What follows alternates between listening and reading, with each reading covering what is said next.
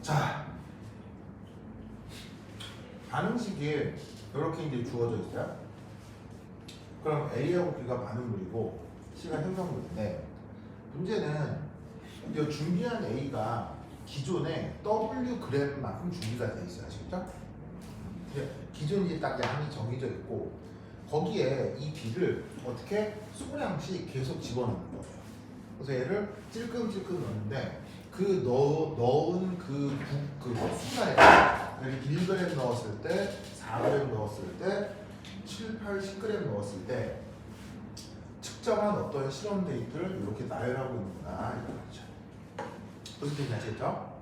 이럴 때 어떤 순간에 실험 데이터 X, 그리고 주어진 반응의 화학 양분계수 B, C, 얘네들을 진짜로 다 구할 수 있거든요. 다 구해가지고 여기다가 짠짠짠 넣으면 뭐가 나와. 그렇죠? 그래서 그거를 구해보라는 되지. 아시겠죠? 그렇죠? 그럼 이때 잘 봐요. 두 개가 반응을 하는데 기존에 그 질량이 딱 정해져 있어요. 그렇죠? 이런 뭐라 그랬지? 이런 거? 그렇지. 이런 걸 애널라이트라고 했지?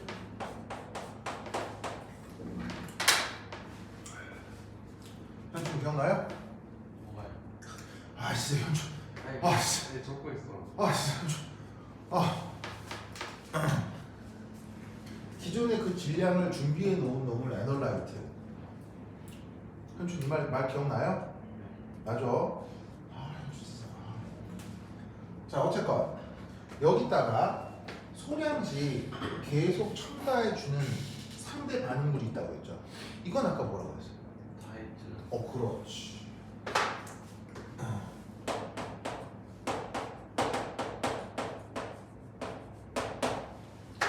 그래서 애널라이트, 준비된 애널라이트에다가 타이트런트를 찔끔찔끔찔끔 계속 넣어주면 이런 실험적 테크닉을 뭐라고?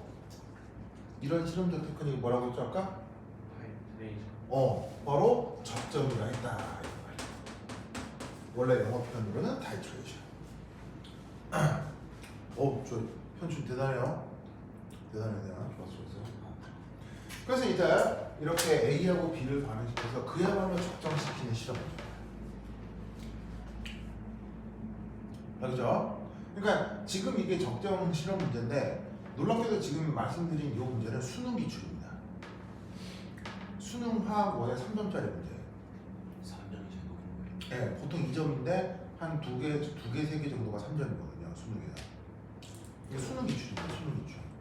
수능 기출이니까 일반계 고등학교 학생들도 이걸 배운다는 얘기입니다. 물론 일반계 고등학교에서는 애널라이트, 타이트런트, 타이트레이션 이런 말은 안 배우죠. 이런 말은 안 배우는데, 이런 문제를 푸는 걸 배운다는 거는 개념적으로 일반계 고등학생들도 이것의 내용을 안다는 얘기입니다. 저런 말을 쓰진 않아요. 알겠죠? 그러니까 현준아, 이거 내용 알아야 돼서 몰라야 되겠어. 알아요. 알겠죠? 준영, 예. 알겠죠? 예. 자, 이제 이 문제를 어떻게 접근하느냐.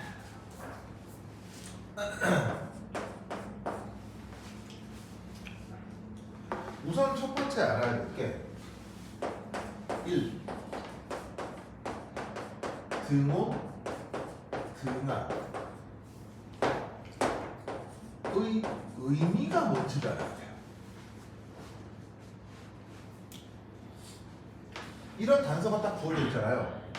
그러면 어떻게 생각을 하냐면, 온도가 일정한갑다, 압력이 일정한갑다, 그러네, 이렇게 하고 넘어가면 안 된다 이런 말이에요. 그래서 온도가 일정하고 압력이 일정하다고 하면 이게 어떤 상황이지?를 생각해야 된단 말이에요. 이해가 됐죠? 그죠? 자, 이건 뭐냐? 첫 번째, 반응하는 반응물과 생성물이 지금의 경우 한 용기에 공존하고 있다.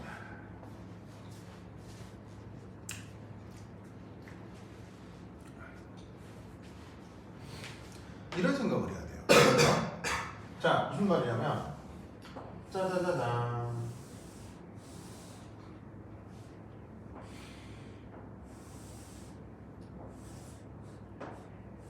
자, 기체 관련해서 이런 식으로 생긴 실험 그릇을 뭐라고 그랬었죠? 피스톤.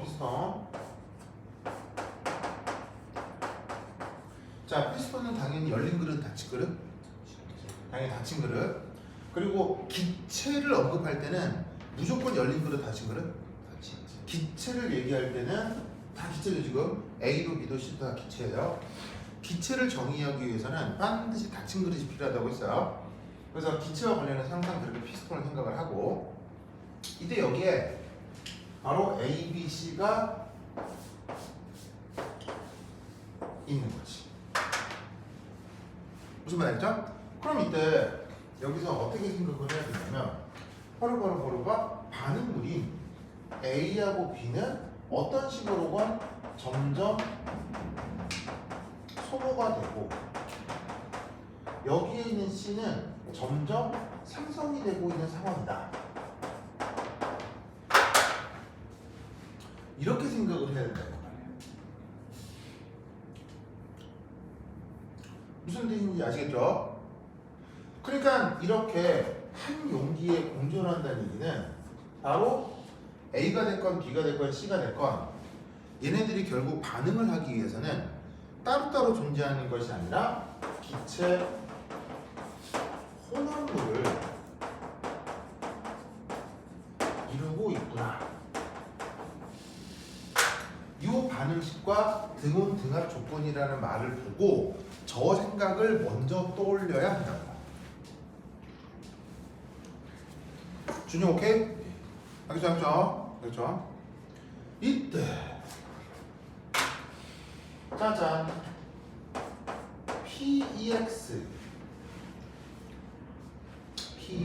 PEX가 뭐예요? 기체할 때 계속 했었잖아요. PEX가 뭐예요? 외부 압력.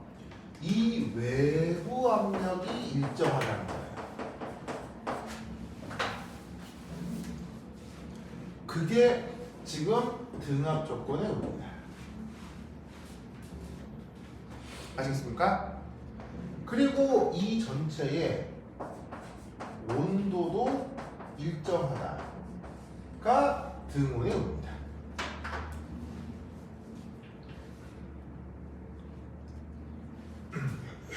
그 다음 내가 기체 양론할 때 그리 강조해요. 그렇게 강조해요. 바로가 기체의 경우 부피란 누구의 부피를 얘기하는 겁니까? 그렇지. 무슨 말이죠? 바로 A가 됐건 B가 됐건 C가 됐건 섞여 있어. 그러니까 이때 이런 생각을 할 수 있어요. 예를 들어서 A하고 B 중에 하나가 한계 반응물이 될 수 있지. 반응을 하다가 소모될 수 있잖아. 반응하다 소모된 반응물을 한계 반응물이라고 하지. 그럼 한계 반응물이면 어떻게 되겠어요? A나 B나 둘 중에 하나가 없어지겠지. 무슨 말 알겠어요? 그렇게 반응하다가 둘 중에 하나가 없어질 수는 있지만 어떻게 됐건 간에 A하고 B하고 섞은 K는 A하고 B하고 C는 전체적으로 섞여 있는 상황인 거예요. 그때 얘네들이 들어있는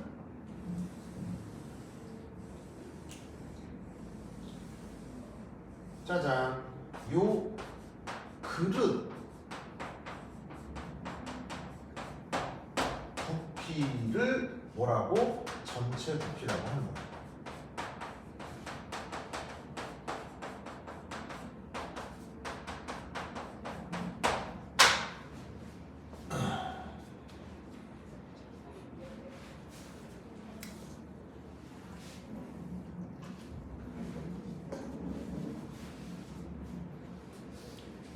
아시겠죠? 그리고 이제 정의를 하나 합시다. 짜잔.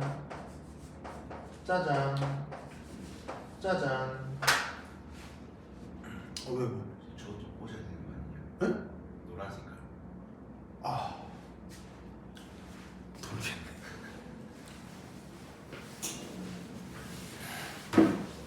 별명이 아, 미치겠네. 아니 보진 않는데. 아니 그냥 소리는 들어가거든요. 근데 이제 음질이 좀 안 좋지. 휴대폰으로 뭐 몰라 지금 아무도 안 보는데. 나중에 이제 찍힌 동영상을 보내죠. 아, 준영 얘기해줘서 고마워요. 좀. 아 진짜. 아 오늘 하루 종일 왜 이러지 이거? 아니 뭐 어차피. 자 보자.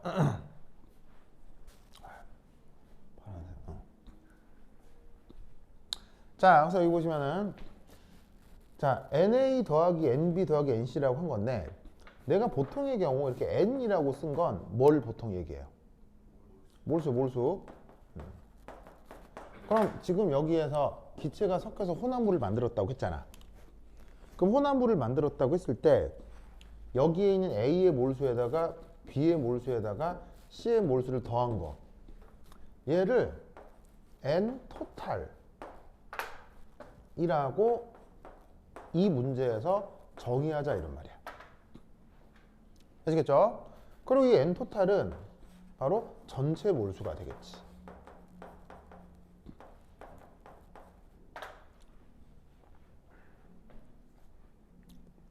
알겠죠? 때로는 NB가 0이 될 수 있을 거예요. 때로는. 어떤 경우? 한 개 반응물인 경우. 아시겠어요? 또 때로는 NA가 0이 될 수도 있어요. 왜? 한 개 반응물인 경우. 그런데 그게 누가 한 개 반응물이 될지 지금 이 그림에서는 알 수가 없기 때문에 일반적으로 다 더해져 있고 그게 전체 몰수다. 이렇게 생각을 해보자. 이런 말인 거죠. 아시겠죠? 알겠죠?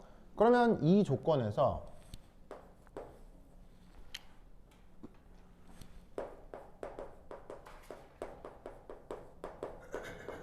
기체 상태 방정식을 적용을 해봅시다.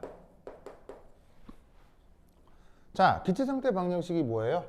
바로 PV는 nRT잖아요. 맞나요? 맞죠? 그죠? 그럼 이때 여기에서 얘를 수식을 이렇게 변형할 수 있다고요. 자, 어찌됐건 간에 A, B, C가 섞여 있는 이 내부에 전체 압력은 사실 뭐겠어요? 전체 압력은 사실 뭐랑 똑같겠어요? 이거랑 똑같을 거 아니에요. 왜? 외부 압력이 주어진 채로 평형을 이루고 피스톤이 스탑하고 있다면 여기에 있는 이 전체 압력은 외부 압력이랑 같을 거란 말이야. 그럼 이 압력 자리에다가 뭘 넣어요? PEX를 넣는 거지.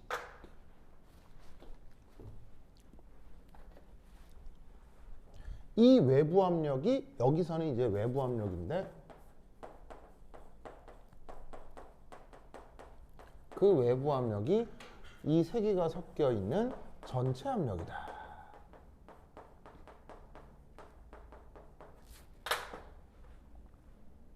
그리고 여기에 부피가 여기에 있는 그릇 전체의 부피를 얘기하는 거라고 했죠? 무슨 말 알겠죠? 알겠습니까?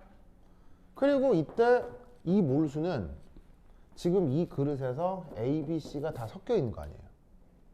A, B, C가 다 섞여 있는 거니까 이때 몰수는 전체 몰수가 될 거란 말이에요. 알겠죠? 그리고 기체상수는 변화없고 온도도 변화없겠죠.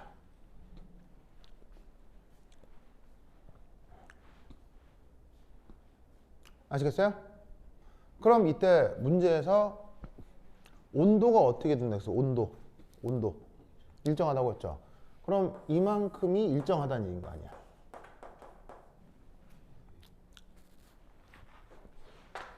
그리고 등압이라는 말의 뜻은 여기에 있는 A, B, C 각각의 부분압이 변한다는 뜻이 아니고요. 이 그릇 전체가 일정한 대기 중에 있다는 거예요. 즉, 이 경우의 등압이라는 말은 얘가 일정하다는 얘기인 거예요.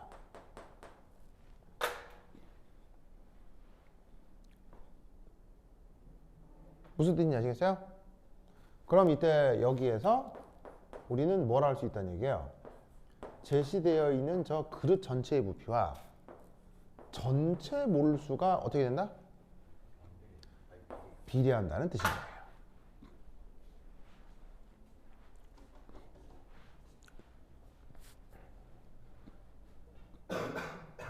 뭔 뜻이냐 아시겠죠? 알겠죠? 그래서 여기서 실험 데이터에, 잘 봐요. 실험 데이터에 전체 부피가 제시되어 있다는 얘기는 이 반응을 통해 실험을 하는 이 과정에서 이 전체 부피라는 데이터는 결국 누구에 대한 데이터라는 얘기겠어요? 전체 몰수에 대한 데이터라는 거예요. 알겠어요? 그럼 저기에 전체 부피가 보이면 그래서 뭐 피스톤 같은 뭐 그릇이 있는데 걔가 부피가 들락날락 변하나 보다 이렇게 생각하면 안 된다고. 저 주어져 있는 부피가 결국 뭘 얘기할 거냐? 이 실험 과정에서의 전체 몰수 변화를 뜻하는구나. 무슨 말씀인지 아시겠죠?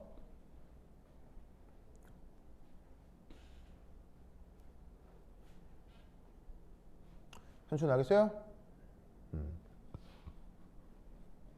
그 다음 두 번째 2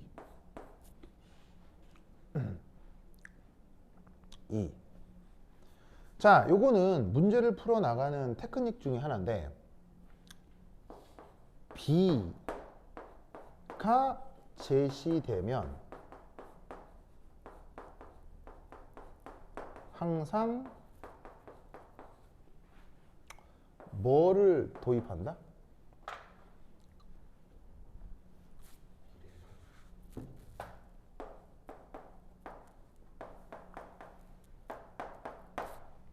바로 이 얘기 내가 여러 번 한 적이 있는데 바로 비례상수를 도입했으면 개념적으로 아주 명확해진다고 했었죠.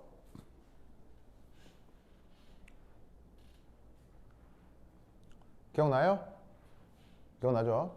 왜? 비례상수를 도입해버리면 이때는 더 이상 B가 아니라 절대적인 수치로 바뀌죠.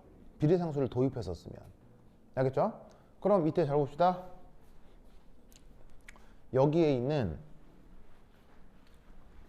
7, 10, X, 16, 20이라는 요 주어진 데이터 있죠. 여기다가 난데없이 어떻게 하라고요? 여기다가 V0, V0, V0, V0, V0에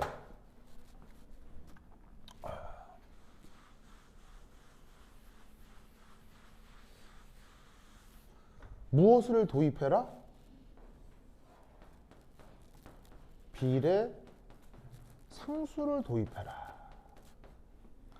그러면 비례 상수를 도입해서 쓰는 순간 그 물리량이 B가 아니라 진짜로 그 물리량이 되는 거예요. B가 아니라 진짜 부피가 되는 거예요. 무슨 말인지 알겠죠? 그럼 이렇게 데이터를 단순 비례식으로 나타내는 게 편해요? 뭐래도 절대적인 그 크기로 나타내는 게 편해요? 무슨 말인지 알겠죠? 그러니까 데이터가 저렇게 B로 나와 있는 경우는 비례상수를 붙여 써놓으면 내용 전개가 조금 더 깔끔해질 수도 있어요. 알겠죠? 그럼 이때 우리는 아까 뭐라고 그랬어요? 위에서 그릇의 부피와 그 다음에 전체 몰수가 비례한다고 했죠. 그럼 이때 여기에 있는 전체 몰수 역시 어떻게 생각해 주면 되겠어요? 얘하고 얘가 비례한다며요. 비례하면 7대, 10대, 16대, 20이 그대로 성립할 거 아니에요. 그럼 전체 몰수도 어떻게 되겠어요? 7 N0, 10 N0, 16 N0, 20 N0가 된다는 얘기죠.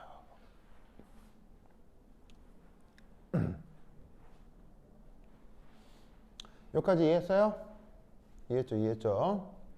그래서 이게 문제가 충분히 연습이 되면 지금 내가 이 상황을 여러분들한테 설명하기 위해서 장황하게 얘기를 한 건데 문제풀이가 익숙하면 어떻게 된다? 딱 보자마자 부피 보자마자 몰수로 바꾸고 7N0, 10N0, 16N0, 20N0 딱 쓰고 시작해야 된다고. 무슨 말씀 아시겠어요? 문제가 나오면 문제 부피 싹 지우고 전체 몰수로 바꾼 다음에 이렇게 비례상수를 n제로를 넣어서 요래 딱 써야 된다고. 아시겠죠? 그렇죠? 자, 그 다음 뭐 하냐? 여기 줄게요. 준다.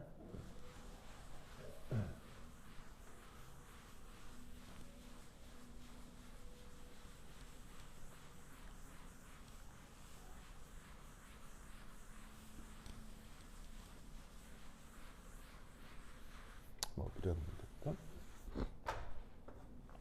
세 번째. 자, 세 번째는 뭐 해볼 거냐면 실험 데이터. 이렇게 실험한 요거 실험 결과 이거 실험 데이터. 실험 데이터를 그림으로 한번 그려볼 거예요. 실험 데이터를 그림으로 그려볼 거예요. 자, 아무래도 숫자로 나와 있는 것보다는 그림으로 나와 있는 게 직관적인 이해가 더 쉬워요, 어려워요? 직관적 이해가 그림이 훨씬 편하잖아요. 나와 있는 데이터를 그림으로 표현하면 여러 가지 것들이 눈에 금방 보일 수 있어요. 그래서 해볼 건데 이렇게 보겠습니다.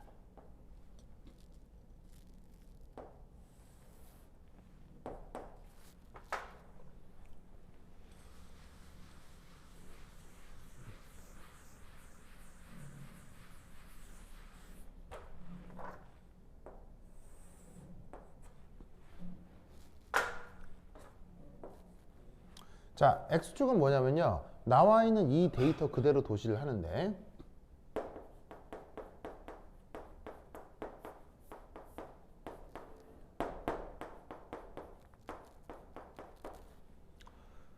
계속 집어넣는 타이틀런트의 질량을 X축에 둘 거고요.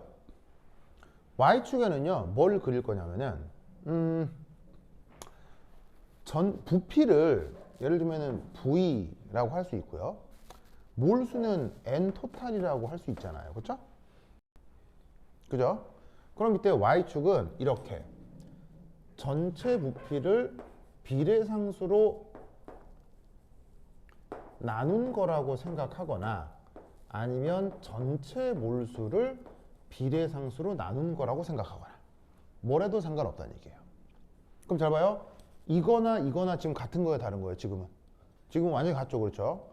부피하고 전체 몰수가 비례하는데 비례상수로 나눠버리면 양쪽은 똑같은 값이 되겠지.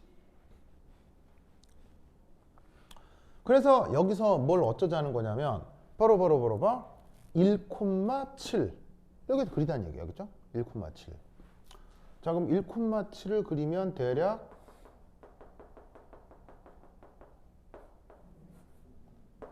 이렇게 될 거고요. 그 다음 4,10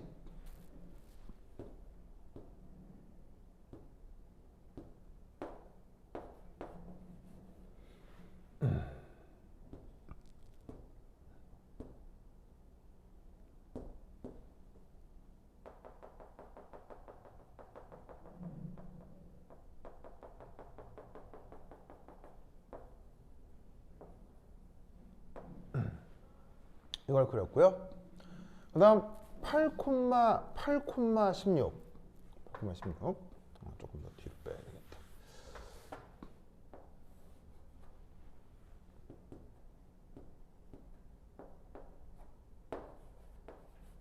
8,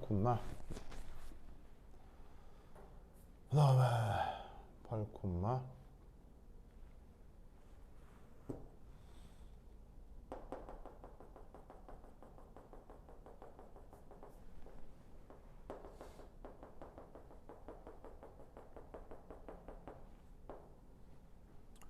16.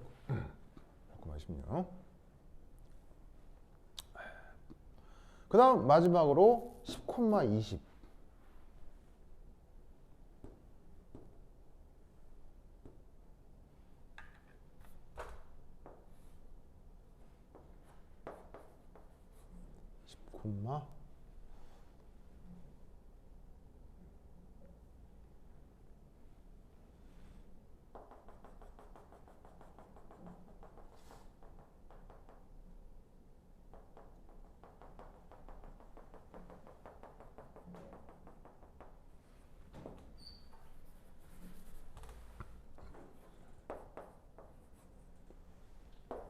20. 됐어.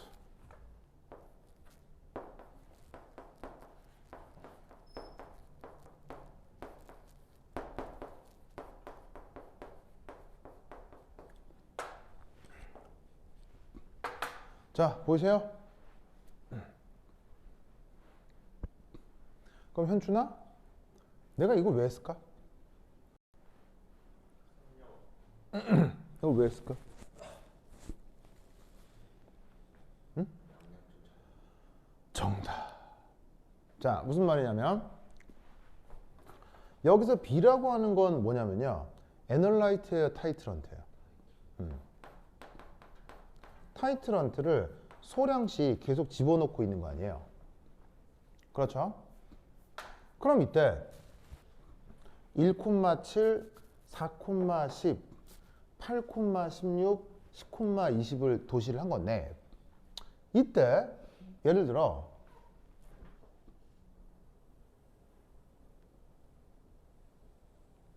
이렇게 직선을 한번 그려보고요. 여기서도 이렇게 직선을 그려보자 이런 말이죠. 아시겠어요? 자, 그러면 이때 왜 이런 일을 했냐면, 혹시 이거 기억하세요? 초반에는 누가 한계 반응물이라고 그랬죠? 초반에는? 그렇지.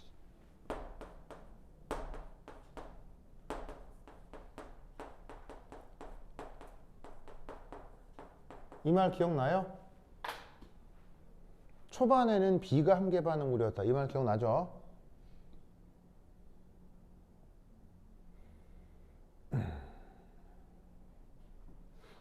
오케이? 그 다음 후반에는 누가 한계 반응물이죠? 그렇지.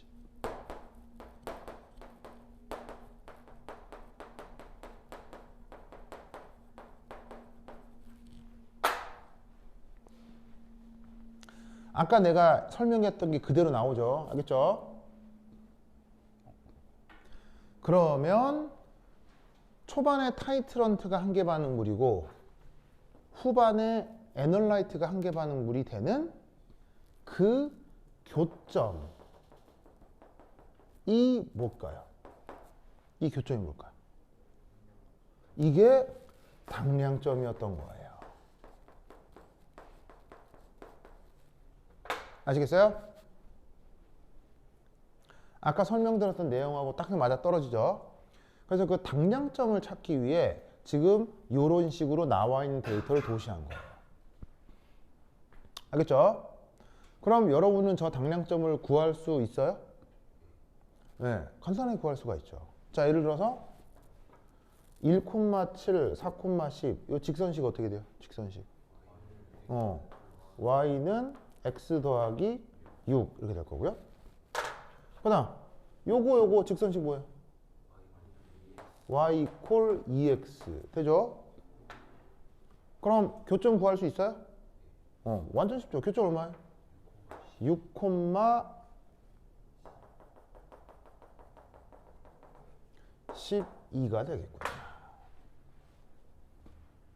아시겠죠? 그래서 문제에서 제시하고 있지는 않지만 여기 어떤 데이터가 숨어 있다? 6,12. 그리고 이게 바로 뭐다? 이 문제의 당량점이었다. 맞아요?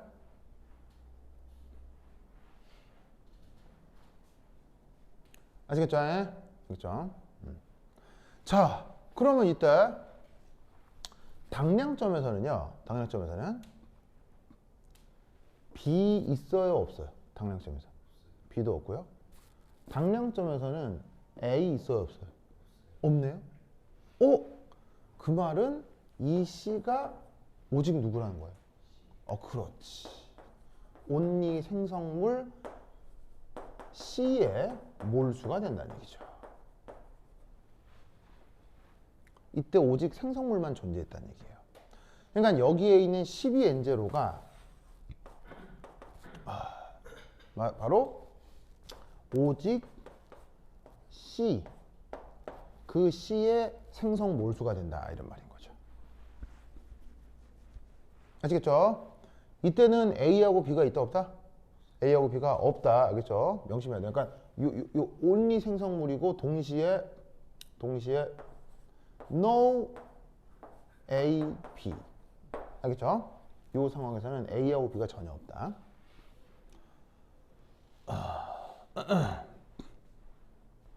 되십니까? 이때 또 하나의 그 중요한 의미의 데이터가 있을 수 있는데요. 바로 이게 무슨 뜻일까요?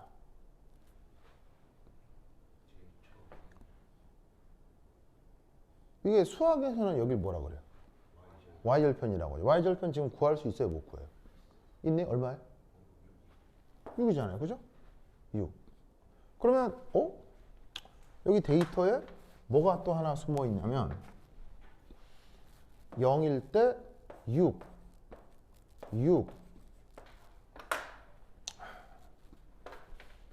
이게 무슨 의미일까요? 그렇지.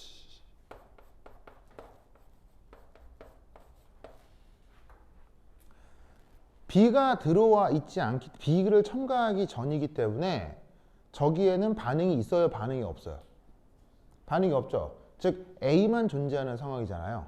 그럼 맨 처음에 저 Y절편으로부터 A의 처음 몰수를 구할 수가 있었던 거예요.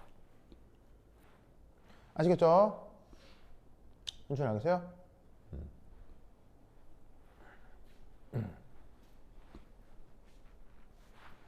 자, 그러면 이때 X 구할 수 있어요, 없어요? 얼마예요? 14라는 거 알겠어요? 자, 왜냐하면 7이라고 하는 게 당량점 전이에요, 당량점 후예요? 당량점 후죠? 여기잖아요. 그죠? 당량점 후기 때문에 YX, EX 관계를 따져야 돼요. 이렇게 찾아야 돼요. 그럼 그게 어디냐면 바로 여기겠죠. 그게 문제가 언급하는 X이겠습니다. 알겠죠? 그래서 이때 여기에 있는 이 X가 14다. 몰수로 바꾸면 14N0가 되는 거죠. 알겠어요? 굉장히 일사천리로 구해진다 이런 말이에요. 자, 그 다음 뭐도 구해야 돼요? B하고 C도 구해야 되거든요. 저 B, C 알겠어요?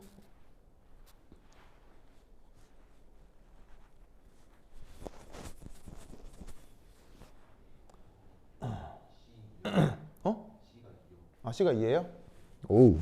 B는요?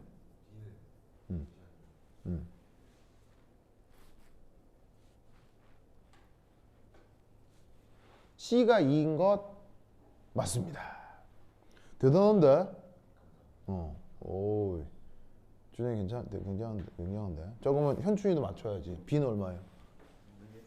몰라? 정치인이에요, 모르게. 아, 진짜. 정치인들이 모른다고 하잖아요. 아, 진짜 말해, 현충이.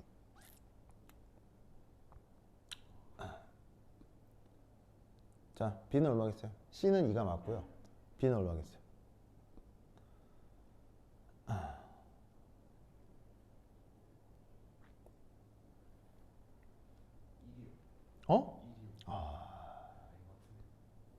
자, B가 어떤 값이건 C가 어떤 값이건 뭔가 눈치로 때려 맞추고 이런 거는 좋아요, 안 좋아요?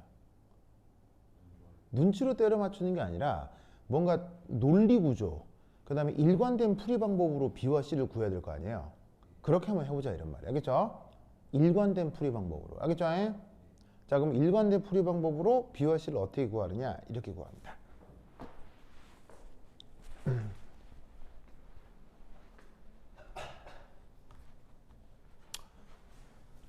자, 네 번째,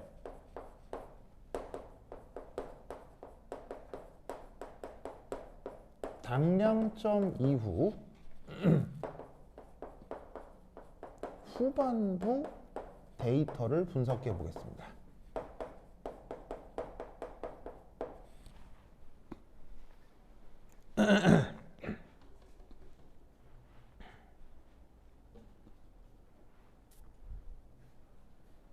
저걸로부터 알아낼 수 있는 모든 걸 한번 찾아보도록 하겠습니다.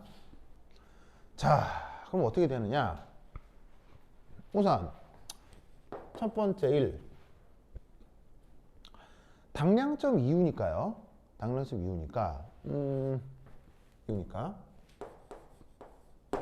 A 있습니까 없습니까? A는 당량점 이전에 다 소모가 돼버렸죠.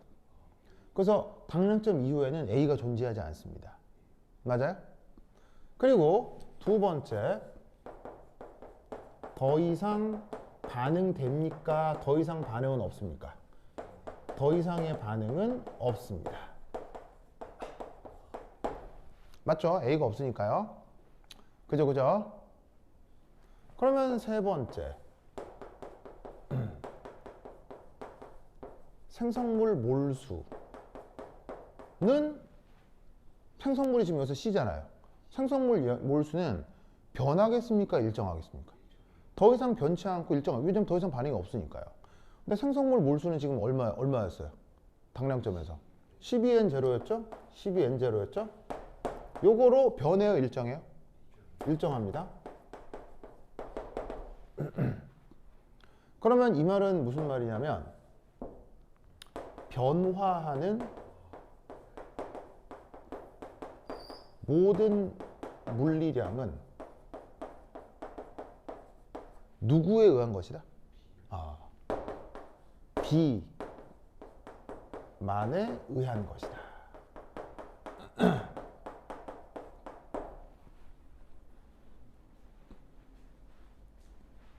알겠습니까? 그럼 이때 우린 여기서 어떤 관계를 생각해 볼 수 있냐면, 자 봐요. 몇 그램 증가했어요? 1g 증가했죠. 몰수로 몇 몰 증가했어요? 2N0죠? 몇 그램 증가했어요? 1g 증가했죠? 몰수로 얼마 증가했어요? 2N0죠? 몇 그램 증가했어요? 2g 증가했죠? 몇 몰 증가했어요? 4N0. 뭔가 규칙성이 딱딱 보이지 않습니까? 그럼 이때 우리는 뭘 할 수 있다? B 1g은 몇 몰이다? 2N0 몰에 해당한다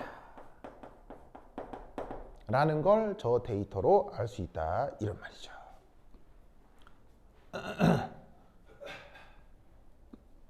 됐습니까? 현준 알겠어요? 그럼 이때 6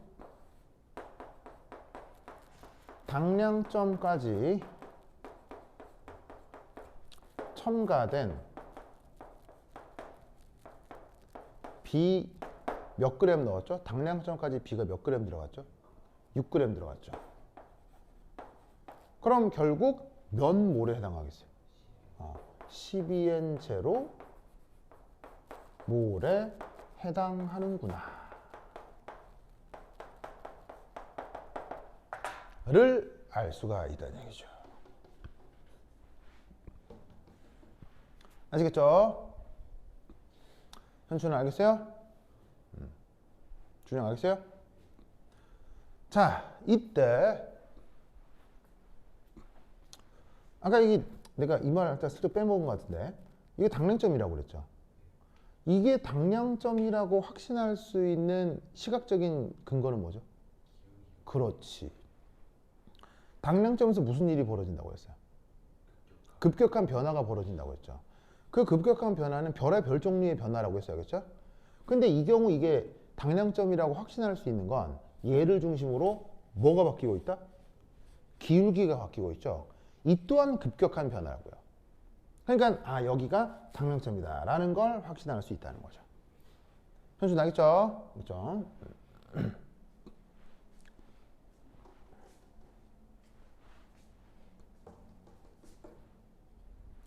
자, 그럼 이제 이 그림은 이제 더 이상 필요 없어요.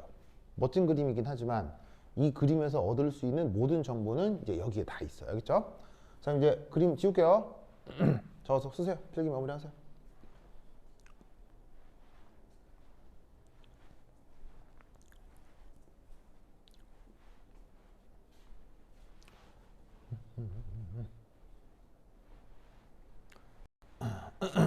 자, 지금다잉.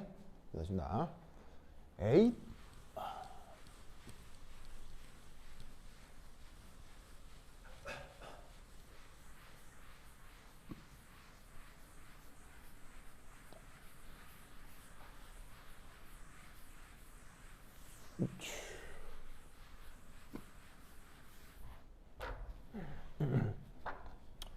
자, 5. 자, 다섯 번째는 이겁니다. 화학 양론을 분석해 보도록 하겠습니다. 자, A하고 B가 반응을 해가지고는 C가 된다고 치자.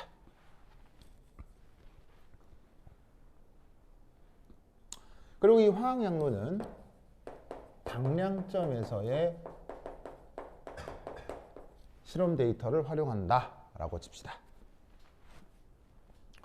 자, 그러면 초기 조건에 맨 처음에 A는 몇 몰 있었을까요?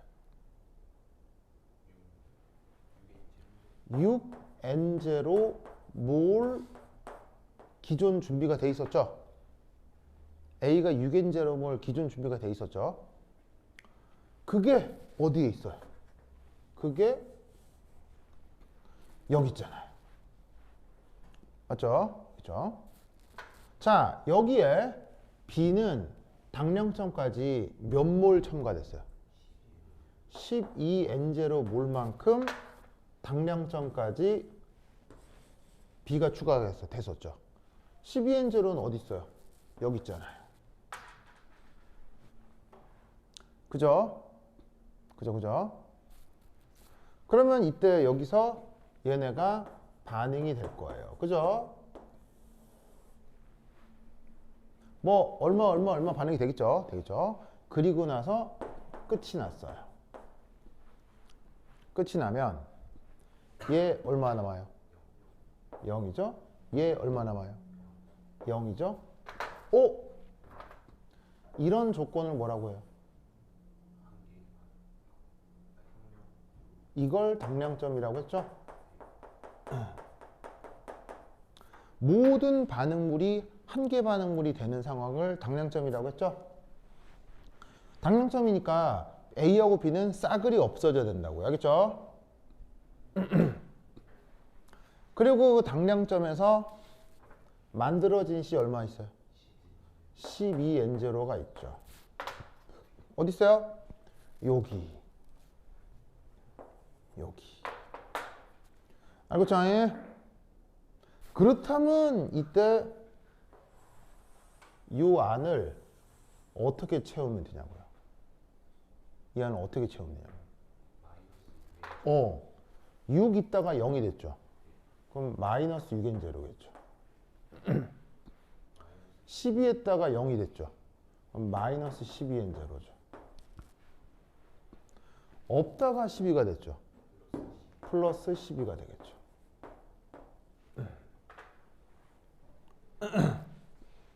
이해했어요? 그리고 지금 여기에 있는 6, 12, 12는 무슨 몰수, 무슨 데이터예요? 몰수죠? 요 박스의 이름이 뭐예요?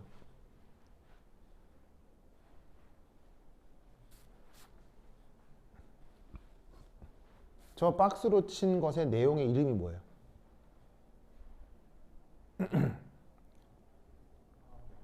어? 황현원이요? 중학교 교과서에 나와요. 저 박스의 이름이 뭐예요? 바로 이 박스의 이름은 부피 결합 법칙이에요. 부피 결합 법칙 들어봤죠? 저런 말 들어봤죠? 아니면 이런 말로 쓰기도 해요.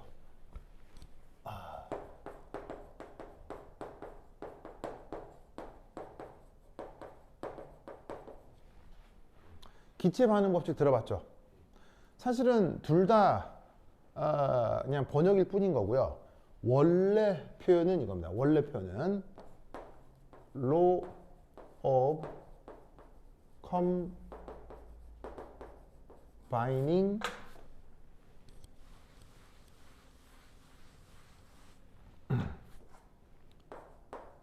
volumes입니다. 그래서 원래 이름은 Law of Combining Volumes인데 요것을 이 뭐냐면 이게 원래 이 표현인데 이것을 일제시대 때는 번역을 기체반응 법칙이라고 했어요. 근데 요즘은 거의 그냥 직역의 형태로 부피결합 법칙으로 번역을 해요.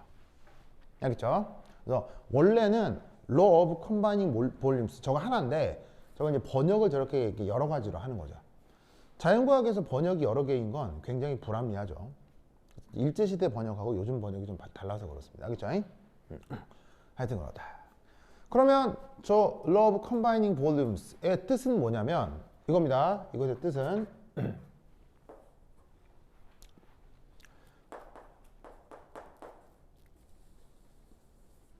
소모되는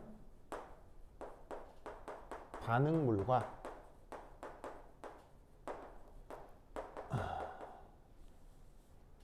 만들어지는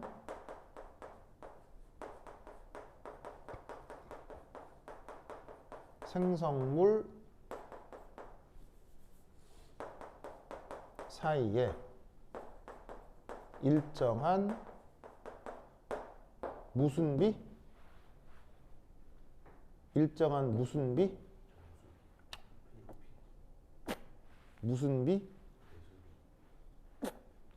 몰수비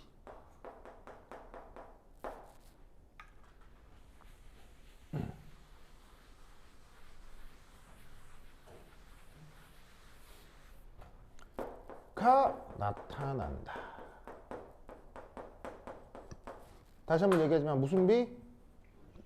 몰수비가 나타난다 라는 법칙을 뭐라고 한다고요? Law of Combining Volumes라고 한다고. 알겠죠? 부피결합 법칙이라고 한다고. 그러면 이것으로부터 몰수비 6N0 대 12N0 대 12N0 이거이 지금 몰수비잖아요. 그럼 여러분은 화학양론을 배웠기 때문에 이 몰수비가 뭐랑 똑같죠? 1대 B대 C랑 같죠.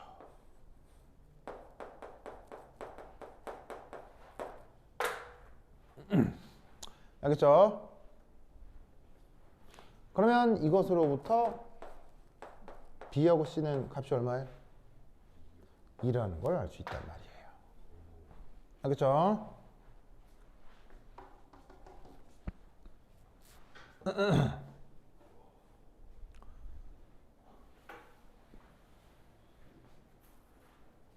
알겠죠? 알겠죠?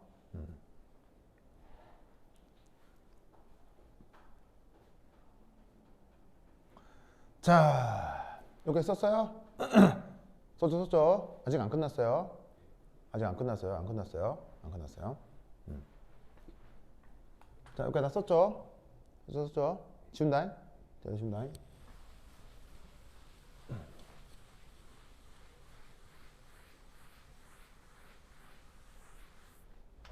자, 앞서 요 양로는 제목이 뭐 부피 결합 법칙이다 라고 하도록 하겠습니다.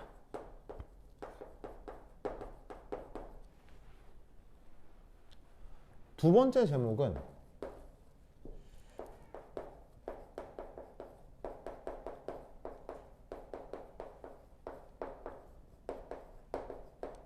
이겁니다. 일정 성분비 법칙.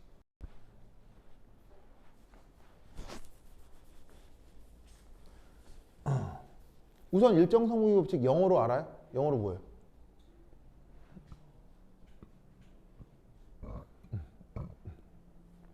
일정 성분비 법칙 영어로 뭐예요?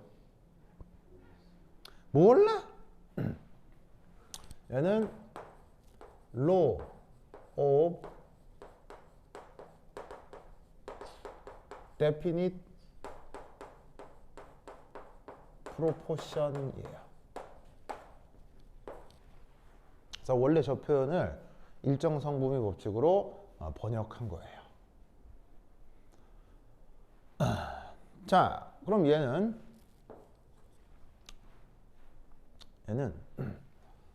소모되는 반응물과 만들어지는 생성물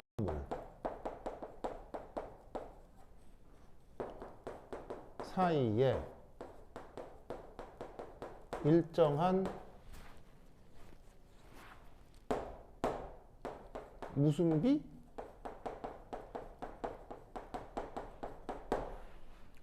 이 중학교 교과서에 이거 다 있어요. 무슨 일정한 무슨 비?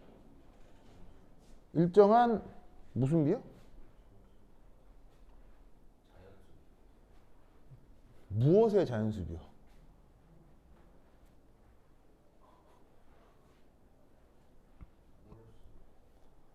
몰수요? 개수요? 그건 부피결합 법칙이고요. 질량비요.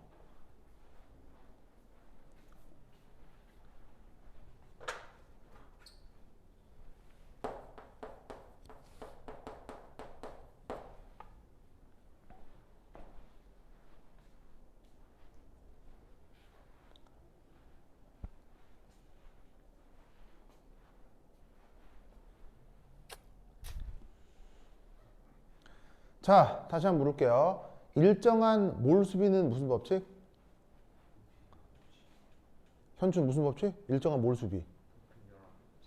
일정한 질량비는? 어떻게 해야 되겠어요? 그렇지. 자연수비. 그따구 거 아니에요. 알겠어요? 무슨 자연수비. 자, 다시 한번. 준영? 부피결합 법칙은 무슨 비? 일정성의 법칙은? 알겠죠? 알겠죠? 자, 그러면 이때 저 화학 양론을 한번 생각을 해볼게요. A, B, C.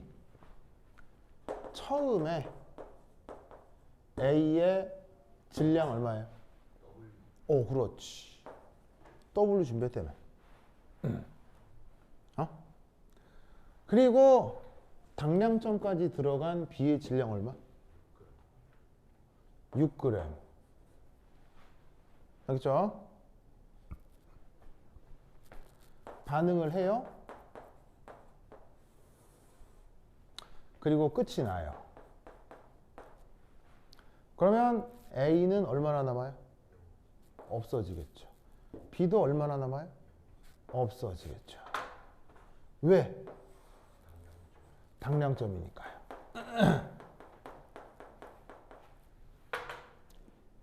몰수가 없으면 질량도 없겠죠. 알겠죠?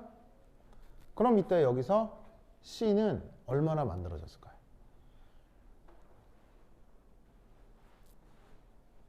C는 얼마나 만들어졌을까요? 정답.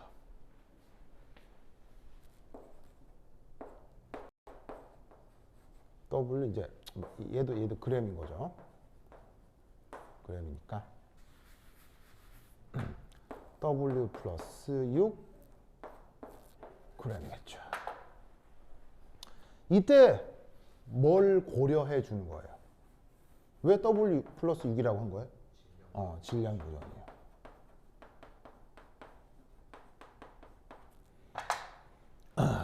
이 성립하겠죠. 그러면 이 안에선 어떤 변화가 일어나야 되겠어요? W가 0이 되려면 마이너스 W 6이 0이 되려면 마이너스 6 없던 게 이렇게 되려면 W 플러스 6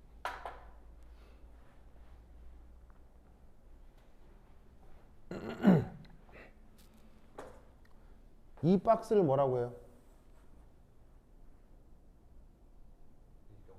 이걸 일정 성분비 법칙이라고 한다고. 이 박스를.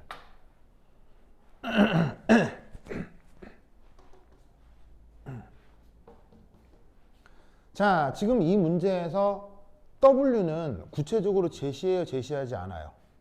구체적으로 제시하지 않죠. 그냥 이 문제는 이걸로 끝이에요. 그렇죠? 이 문제는 이걸로 끝이어서 실제로 W를 더 이상 구할 수 있는 방법은 없어요. 하지만 문제에서 구체적으로 W가 얼마인지를 줬다면 그 W에다가 실제로 저 값을 넣고 질량비 역시 몇 대 몇 대 몇인지를 구할 수 있다는 얘기겠죠. 아시겠습니까? 알겠죠? 알겠죠? 그죠? 자, 어서 써요. 아직 안 끝났어요.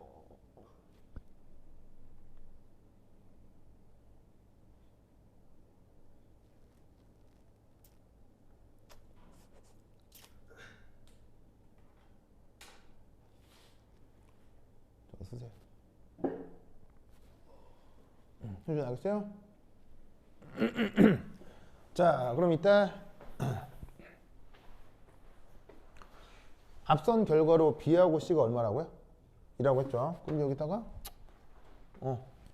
B 2였나 보다, C 2였나 보다 해놓고 자, 이제 여기 지울게요. 이쪽 데이터 지울게요. 에잇. 자, 그 다음 세 번째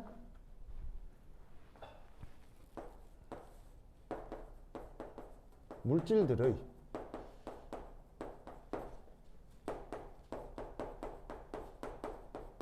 분자량 B 이걸 또 알 수가 있습니다. 자, 우선 여러분 정의상 분자량은요 뭐를 뭐로 나누는 거야? 그렇지. 그 물질의 질량을 몰수로 나눈 그걸 분자량이라고 하죠. 알겠죠? 자, 화학 양론에서 질량의 기본 단위는 뭐예요? 그램이고요. 몰수의 기본 단위는 뭐예요? 몰이라 분자량의 기본 단위는 뭐겠어요? 그램 퍼 몰. 그러니까 저 수식이 기억이 안 나면 단위를 기억하는 거예요. 단위. 알겠어요? 그러면 분자량이 그램 퍼 몰이니까 몰을 뭐로 나누라는 얘기예요. 질량을 몰수로 나눠라. 그럼 저 단위 차이가 나올 거 아니야, 현준. 오케이? 그러면 얘는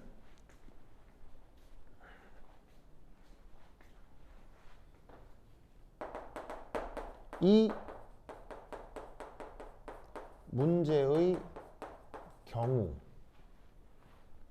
자, MA 대 MB 대 MC 이걸 한번 생각해 보자. 그럼 저기에 있는 M이라고 하는 대문자는 바로 분자량을 이렇게 대문자 M으로 써보자. 아시겠어요? 그러면 이때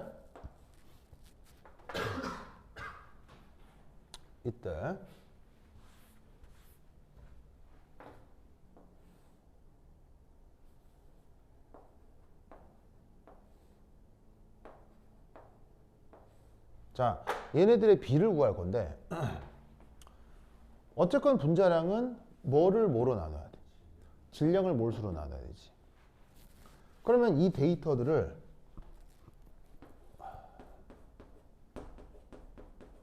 당량점 데이터로 가져오자 이런 말이야. 당량점 데이터로. 그러면 당량점 데이터에서 보시면 A하고 B하고 C가 질량 측면에서 얼마씩 반응을 했냐고. 질량 측면에서. 바로 A는 W g 반응했지. B는 몇 g 반응했어?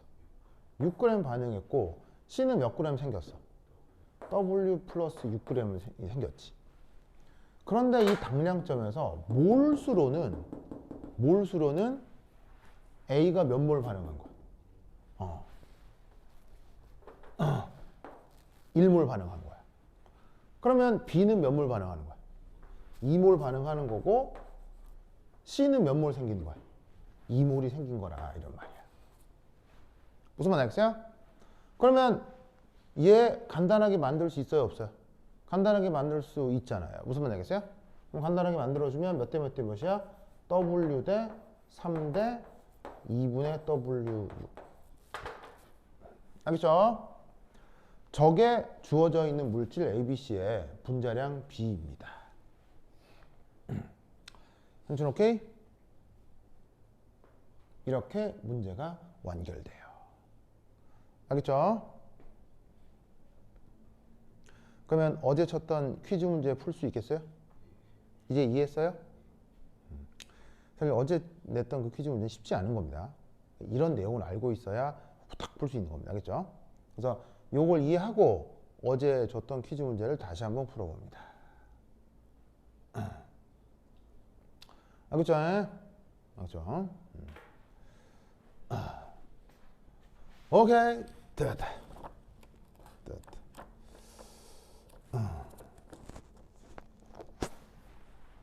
그러면 한 10분 쉬었다 하도록 하겠습니다. 화장실 갔다 오세요.